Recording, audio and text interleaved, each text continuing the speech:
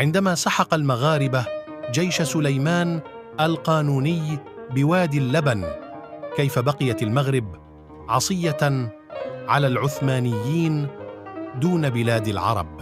فانكسرت على أبواب المغرب وعجزت عن دخولها إلى الأبد.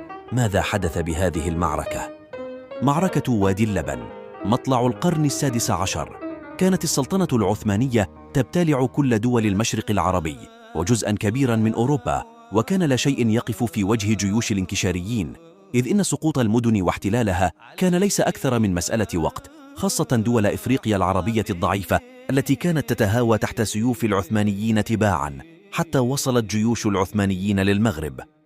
وقعت معركة وادي اللبن في مارس وأبريل سنة 1558 ميلادية، حوالي 92 و65 هجرية، بمنطقة تيسا، إقليم تاونات حالياً، شمال مدينة فاس، بين سلالة السعديين بقيادة عبد الله الغالب والقوات العثمانية تحت قيادة حسن باشا ابن خير الدين بربروسا، عندما تولى عبد الله الغالب رابع سلطان سعدي حكم البلاد بعد مقتل والده السلطان محمد الشيخ وتعليق رأسه على أسوار إسطنبول سنة 1557 ميلادية.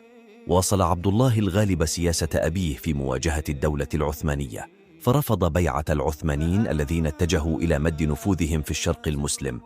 غزا حسن بن خير الدين باشا حاكم تلمسان المغرب عبر البحر الأبيض المتوسط في جيش كبير من الأتراك، فأنزل قواته في مدينة باديس، ففوجئوا بالسلطان السعدي الجديد أبو محمد عبد الله الغالب بن السلطان المغدور أبو عبد الله الشيخ، وقد أتم استعداداته لحرب العثمانيين وتجهز على خير ما يكون للقائهم. وفي وادي اللبن بالقرب من أسوار فاس دارت حرب كبيرة بين الطرفين السعدي والعثماني، انتهت بانتصار المغاربة نصرا مبينا. فر بعده قائد الأتراك إلى الجزائر لا ينوي على شيء، بعد أن تأكد بأن اغتيال السلطان الشيخ لم يفت في عضد أهل المغرب، ولم يؤثر في إصرارهم على التمسك بالحرية والاستقلال عن أي غاصب أجنبي.